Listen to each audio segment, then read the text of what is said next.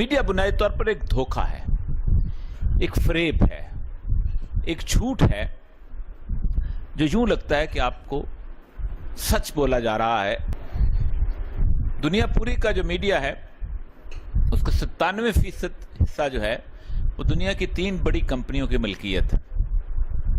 सबसे पहला जो 37% मीडिया है वो वॉल्ट डिज्नी की मलकियत है, जिसको आप सब लोग जानते हैं, जिसके सारे बोर्ड ऑफ गवर्नर्स में यहूदी शामिल हैं। दूसरा उसके बाद रूपर्ट मर्डॉक की कंपनी है, और रूपर्ट मर्डॉक की जो कंपनी जिसमें न्यूज़ ऑफ वर्ल्ड वगैरह शामिल हैं, जिसके पास टाइम्स हैं, दूसरी चीज़ें हैं, उसकी 4 बुनियादी सिफात बताई हैं मीडिया में। मैं इसलिए आपको बताना चाह रहा हूँ कि आप देख लीजिएगा कि किस तरीके से ये सारा चलता है। उसने अपने लोगों को जो पॉलिसी देते हुए कहा कि पहली बात तो ये है कि दुनिया पूरी का जो मौसीकी है उसको इलेक्ट्रॉनिक कर दो, मतलब बिजली वाली जो आजकल आप देख रहे हैं, और तेज कर दो, क्योंकि अगर हल्की फुल्की में ही मौसीकी होगी तो लोग समझ के उसको आहिस्ता से सुनेंगे और उनके अंदर उनके मिजाज में एक गुस्सा और एक इश्ताल ये चीज़ नहीं आएगी, और वो ठंडे दिल से जब गौर करना शुरू करेंगे तो उनको अंदाज़ा होगा कि दुनिया की हकीकतें क्या हैं। लेकिन जब ये उद्यम किस्म की और इस किस्म की हालात होंगे, और जब वो हर वक्त इसी तरह की जिसे कहते हैं नाच गाने की इस कैफियत में रहेंगे, तो उनको उसी के अंदर उनकी जिस्मानी तौर पर रिलैक्सेशन हो जाएगी और वो कुछ सोच नहीं सकेंगे जिसे हम चाहते हैं कि वो ना सोचें। दूसरा उसका जो नुक्ता था वो बड़ा कमाल का, वो कहता ये है कि इस दुनिया में कॉन्स्पिरेसी थ्योरी, यानी ऐसी थ्योरीज को आम करें कि जिसके बारे में लोगों को ये अंदाजा हो जाए कि वो कुछ नहीं करते, बड़ी ताकतें करती हैं, आलमी ताकतें।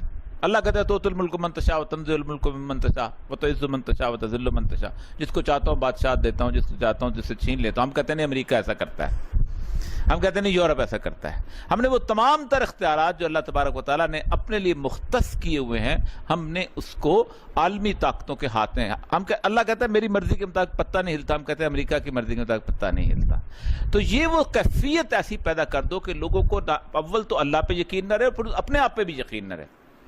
तीसरी वो पॉलिसी ये देता है कि आप लोगों को अंदर जो को नेचुरल लीडरशिप हुआ है उसको मलाइन करो। बड़ा खास फिक्र है कि यानी जो ऐसे लोगों के अंदर रहनुमा पैदा हो जाएं, उनकी शख्सियत के खिलाफ इस तरह का प्रोपेगेंडा करो। वो जनाब ऐसी अजीब व गरीब से लोग हैं, ये मौलवी जो हैं, ये सारे जो है, ये देखें इनके मदरसों में क्या होता रहता है, बच्चों के साथ ये क्या करते हैं, ये देखो ये दाढ़ी वाला जो औरत के साथ पकड़ा गया है, उसको एक मुजरम बना के पेश करो ताकि उनके यहाँ ऐसी कैफियत पैदा ना हो सके। आप खुद सोचें कि आज से 25-30 साल पहले थानों में या चेक पोस्टों पे कैसे लोगों की तलाशी ली जाती थी। ऐसे लोगों की तलाशी ली जाती थी जो सुल्तान राय टाइप होते थे, जो टेढ़ा टेढ़ा चलते थे, जिनकी कान में मुंदरी पड़ी होती थी, जो पान खाते होते थे, जो बड़ी बड़ी मूछें रखते थे। यही चीज़ थी ना। अब मीडिया ने कहा अब तलाशी किसकी होती है? जिसकी दाढ़ी रखी होती है, जिसके माथे पे मेहराब होता है, जिसके टखनों से ऊंची शलवार होती है। एक इमेज बना दिया जाता है कि नहीं ये बदमाश नहीं, ये बदमाश है। तो इस तरह की लीडरशिप, इस तरह की मलाइन को। और चौथी उसने चीज ये की कि फहश को इस तरह आम करो कि लोगों को फहाशी नजर ना आए, वो उसको जिंदगी का हिस्सा समझने लगे। मतलब आप ये जो इलेक्ट्रॉनिक मीडिया, जो टीवी है, ये 5वां फर्द बन चुका है आपका। बाप है, बेटा है, बेटी है, माँ है, और एक बाकी चारों सो जाते हैं, लेकिन ये जागता रहता है। और इस जागते के अंदर होना तो ये चाहिए था कि जिस तरह बाकी चारों जो हैं वो लिबास पहनते हैं, जिस तरह बाकी चारों जिंदगी गुजारते हैं, इस 5वें फर्द को भी वैसी गुजारनी चाहिए, लेकिन नहीं। लेकिन क्या मुझे दुनिया की मॉडर्न तरीन घर के अंदर, जो कि सारे के सारा इतना मॉडर्न हो कि जिसने दुनिया में अखलाकियात भी ख़त्म कर दी हों, उसके अंदर भी कोई बेटी अपने बाथरूम से निकल के अपनी टांगें दिखाते हुए ये नहीं कहती कि देखें इस क्रीम से मेरी टांगें कितनी नरम हो गई है, लेकिन मीडिया में वो दिखाई जाती हैं और हम उसको रूटीन में लेते हैं। हमें उसका अंदाज़ा तक नहीं होता कि ये कैसे हो गया हुआ। यानी इस तरह फहश को आम करो कि जैसे लोग उसको समझें कि ये कोई फहश है नहीं। ये वो 4 बुनियादी। उसके बाद तीसरी जो है टीडी टर्नर्स की कंपनी है। बाकी सारे का सारा जो मीडिया है वो उसका एक किस्म का मोहता, इवन अल जजीरा तक उन्होंने खरीद लिया हुआ है। होता ये है कि वो चंद चीज़ें आपकी लगाते हैं, मतलब मुझे अगर वो वहाँ अपना बिठाते हैं या मेरे कॉलम छापते हैं, या मुझे तो वो इसलिए निपटाते हैं कि आप जैसे लोग उसे देखना शुरू करें और फिर बाकी जिन लोगों को उन्होंने उस कबूतरों को कैच करना है, उसको उन पे उन्होंने दाना डालना है तो वो उनको डल सके। वो अपने आप को ये साबित करने की कोशिश करते हैं कि हम बहुत आज़ाद हैं, हम सारे नुक्ता नज़र को पेश करते हैं और जहां किसी की उसको आवाज़ को बंद करना है वो उसको कर देते हैं। ये बुनियादी तौर पर मीडिया, वो जो सैयदुल अंबिया सल्लल्लाहु अलैहि वसल्लम की वो हदीस है कि धोखे और फरेब का साल हैं, और इस धोखे और फरेब के सालों के अंदर आपको कैसे उसके साथ आगे बढ़ना है। अक्सर औकात मैं ये कहता हूँ कि एक जंग है और ये वो हथियार है कि जिस हथियार से आपसे जीती हुई जंग आपसे छीनी जाती है। आप अंदाज़ा करें कि गुज़श्ता 400 सालों के अंदर अफगानिस्तान में सबसे पुरअमन दौर जो था ये 1996 से लेकर 2001 का था। पॉलिटिकल साइंस के असूलों के मुताबिक रियासत कामयाब वो होती है जहां रियासत जो है वो नजर ना आए, मतलब सिपाही ना हो रहा उसके बावजूद भी लोग इशारे की पाबंदी कर रहे हो, थाना ना हो लेकिन उसके बाद अमन हो।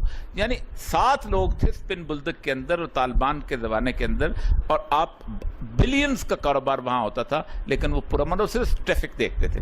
Writ of the government establish की थी, जिस पोस्ट की कास्ट को पूरी दुनिया मिलकर खत्म नहीं कर देगी, इसको सिफर पे लेके आ गए थे। अमन अमान का हाल ये था कि जलालाबाद से काबल तक और काबल से कंधार तक औरत लेवर लदे पदे से चलती थी, लेकिन उसको कुछ खौफ नहीं होता था। लेकिन एक 2.25 मिनट की कैसेट एक आती है मार्केट के अंदर, और हमारे उलमाए कराम तक बड़े आराम से शर्मिंदा होकर कहते हैं नहीं, हमें तालिबान वाला इस्लाम तो नहीं चाहिए। ये है मीडिया का जोर, ये है मीडिया की ताकत। 2.25 मिनट की कैसेट आपको उस ताकत का मीडिया के बाहर रह के एक अपने मीडिया से, क्योंकि ये कभी नहीं हो सकता कि मेरा हथियार मेरी मलकियत हो तो मैं आपके हाथ में दे दूं कि भाई तुम चलाओ और मुझ पे वापस गोली चलाओ। ऐसा नहीं हो सकता। वो उतनी ही चलाने देंगे कि जितनी उनकी बस में होती है। तो मैं हमेशा ये कहता हूँ पूरी दुनिया के अंदर जहाँ पे मैं गया हूँ कि अपना हथियार खुद खरीदो, अपना हथियार खुद बनाओ।